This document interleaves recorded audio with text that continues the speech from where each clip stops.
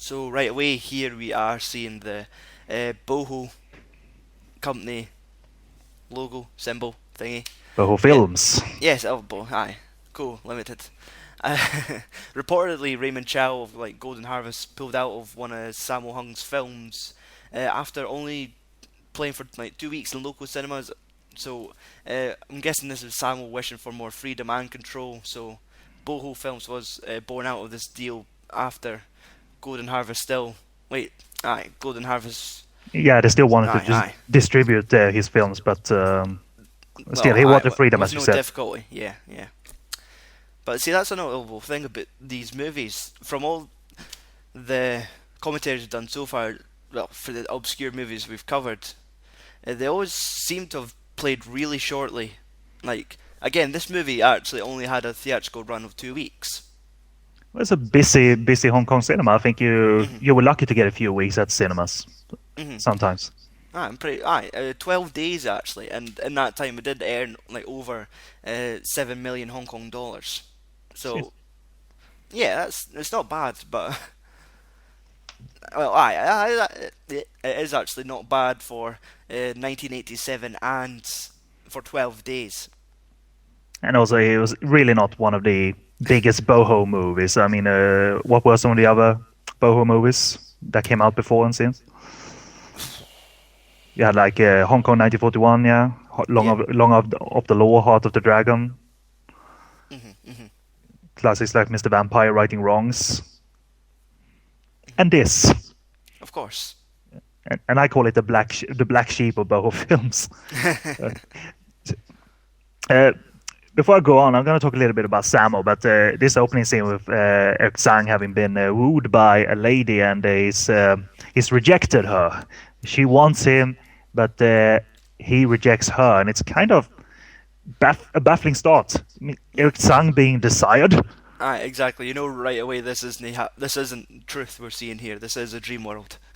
Well, to be honest, like the first time I watched this, I was clearly not paying attention. I Mhm. thought this was pretty much real, but as it turned out, later on when this scene ends, when he wakes up and we see MQI, it's essentially a precursor to the later stages of the film because the subtitles anyway say that, you entered my dream, don't enter my dream again. So it's like almost a precursor, it seems, to MQI's ESP powers. Mhm. But I'm not too sure about that. Sometimes subtitles can confuse the hell out of you, the but wow, what a start to this Boho film! That like no other movie like Boho did was this kind of way. But I want to talk about Sammo Hung because he produced it. I don't know to what extent, but uh, he was no new talent in Hong Kong cinema, obviously. And really, this movie does have some incredible, versatile and experienced talent on it. It's directed by Lau Kar-wing, Lau Kar-lung's brother. His 12th feature as director, this was. Mhm. The writer, Roy Seto, wrote many of the classics we mentioned, like Righting Wrongs, and I believe he did Dangerous Encounter First Kind. Gotta stop here. I think I recognize someone on the left there, still. Mhm. I was going to say it has to be Eric Sang's birthday if he's going to get gang raped by Margie Sang, Sandra and is it Anna Kimiyama? Of course, Sandra being on the far left and Kimi being in the pink dress. And It's of course, he's still saying no. you gotta protect his chastity. Mhm. So yeah, you're obviously a better viewer than I am because you've picked up on the fact that this probably is a dream, but I wasn't paying attention the first time. But yeah, Michael Muqui that has his entrance right about now.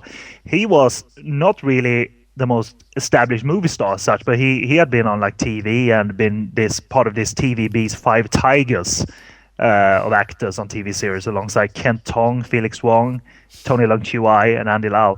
And Eric Tsang here on the left, he had dabbled like extensively in acting, directing, and even producing at this point.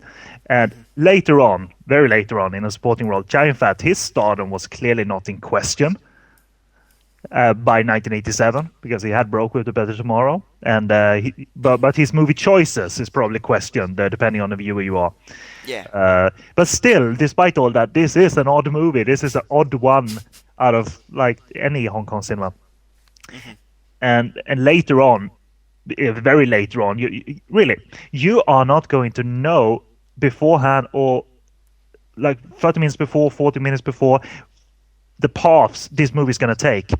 So it is going to go down some ESP paths, if you will, and that is said to be kind of lifted, kind of inspired by this 1984 movie called Dreamscape with Dennis Quaid and Max von Sydow. And I've seen parts of it, and it's more lifted from, inspired from, than ripped off, to be honest. So no worry at all.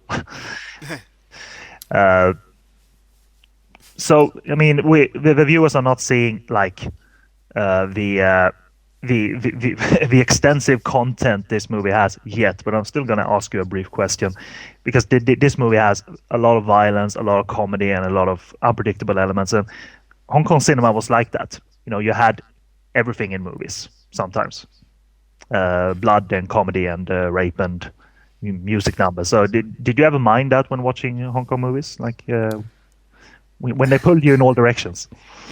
I have to say it really. I really think it's films like this and maybe like The Seventh Curse is when I really seen that side of Hong Kong cinema where it went like all directions. Yeah. Like, because I was basically brought up with the Kung Fu films and then went into the Triad films, and of course they were all pretty stuck to one thing. But when I started delving a little deeper, I did get pulled in all directions, and it really makes it more memorable, but trying to pitch that product as something else is a little bit challenging. I think this is one of the more extreme examples, to be honest, because you don't expect the horrible stuff from this scene, and at the end of the movie, it's like it's really fun because during the end credits they play like different scenes from the movie, and you're like, was the movie like that before? After having witnessed what we're gonna witness. I wanna talk a little bit about the director Lau Kar-wing, and he certainly seemed overshadowed by his brother, you could say, Lau Kar-wing, but he has had a good career. Worked at Shaw Brothers alongside his brother, action directing. By the way, let's stop. Robo-sang. I dare you, Stu, to say what this has to do with the movie, and I'm going to ask you if you mind it, despite it not having to do anything with the movie. I mean, really, that's one hell of a favour to ask your mate to do. I mean, they are crafty sons of bitches, these two. I think that robot has been used a number of times already. You know what I mean? Because he clearly, I don't think so anyway, came up with this the day of the date. I mean, because he has that, he's emulating his voice to be robot-like, that wobbly voice. So he probably has been using that as well a few times. But by the way, what real woman would believe this is a robot? Exactly. What the hell is wrong with this woman? And it's the wee crafty nod to each other as well. Like, and you know what? These are not. That's a bad woman, and these are not good men. They are fucking perverts in this scene. They really are. It's a flashback to these Twinkle Twinkle Lucky Stars, where they basically fake a fire so Rosamund Kwan could hide in the bathtub, and then given the chance like 7 men to ogle her while she's underwater and see through nighties. Of course. Eric Tsang is going to get his view at the goodness here, so to say. So Lau Kar-wing is directing this scene. And he worked on like the heroic ones and the Water Margin, who was directed by Chang Chen. One of the action directors was his brother Lau Kar-wing, and but he, I think, Jesus Christ. See, this is where I'm expecting the smoke to come out the helmet, like a steamboat kind of thing. His crowning achievement as an action director, Lau Kar-wing, early on is of course the King Boxer. Right? Yeah. Because that lit up the screens not only in America when this was screened. This was like the first kung fu movie to be screened in America and cinemas. But it lit up Hong Kong screens, I think, as well, because I can't think of many movies that were like King Boxer at that time. I mean, it felt so different. It felt so creative. But that's just me.